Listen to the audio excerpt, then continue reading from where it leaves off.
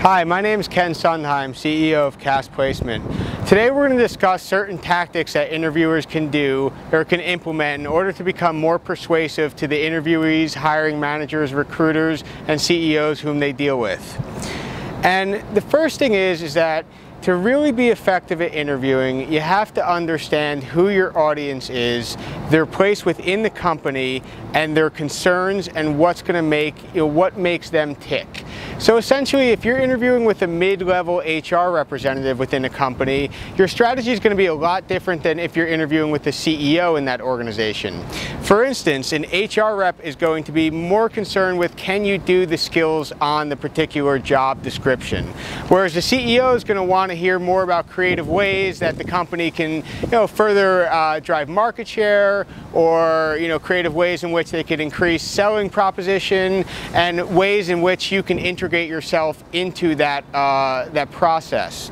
So it's always helpful to actually take some time and be able to write down, okay, if I was an HR rep or if I was a manager, what type of person would I want?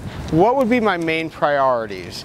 And a lot of times just this basic exercise, though it takes 10 to 15 minutes, is not done by 99% of job seekers, and will provide you with some amazing insight and allow you to be a heck of a lot more persuasive throughout the interview process. Also, know the traits that people admire.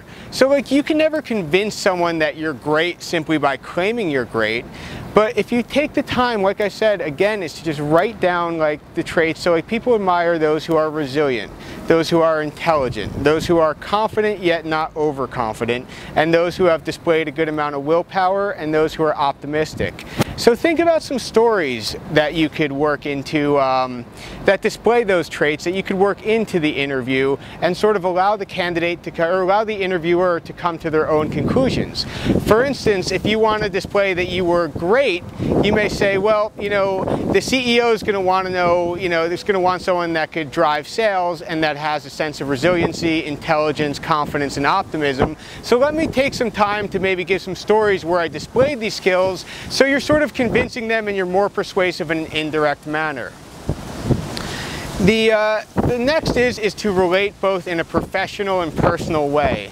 So when somebody both can relate to you personally and professionally, you get sort of a 50-50 of the fact that they respect you, but also they like you. And when people like you, they're more willing to give you the information that they're not willing to give others, that's going to help you, answer your questions accordingly, or portray yourself in a better light to the CEO or the next interviewing person whom you meet with.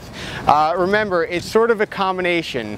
It's a combination of them liking you, but it's a combination of them having confidence in the fact that you can get the job done.